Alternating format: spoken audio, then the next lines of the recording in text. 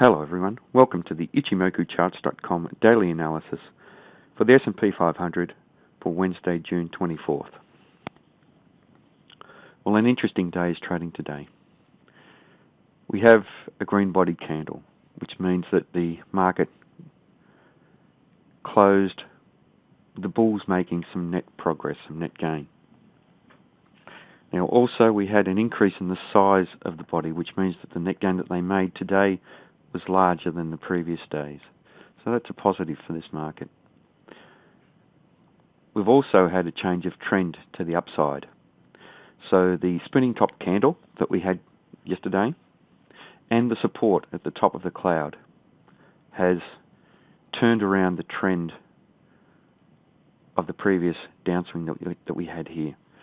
We have now a higher high and a higher low, which means that we have a first time frame uptrend. Now, what we don't want to see, though, in this uptrend is this long shadow on top of the body of the candle. That means downside price rejection. So even though we've had a change in sentiment in the market, that the market has rallied and we have a high high and a higher low, the bulls have tried to push the market much higher. They traded up considerably past the previous high, but the sellers came in and sold the market down quite substantially. And the market has closed down below the midpoint level and between the midpoint level and the low, which means that the bulls have lost the control that they gained throughout the day, and they're not showing very strong commitment to pushing this trend higher.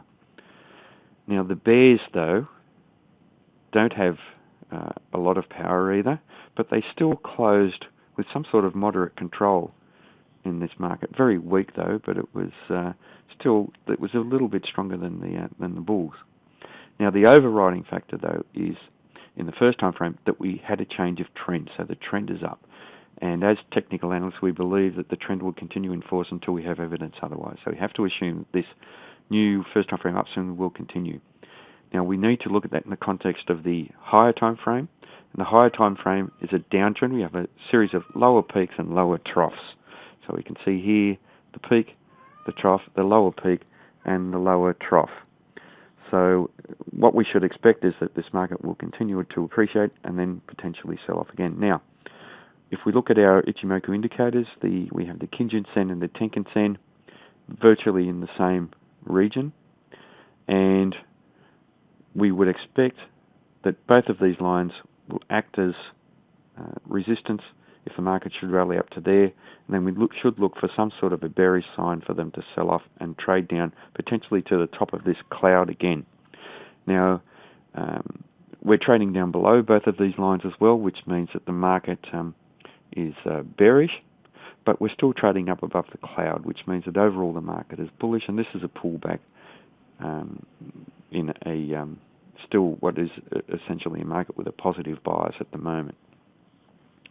So we would expect that the high of the current candle would be taken out, and the next day's trading will trade up to around this region. And we know that when the market is trending very strongly and it's got a lot of downside momentum, and that's evidenced by the steep downside angle of the Tenkan-sen line here, that the Tenkan-sen will hold as an area of resistance. So we'll imagine that the market will trade up to here and then sell off and be contained by the top of the cloud, or potentially by the support at this area here, which was the bottom of the descending triangle.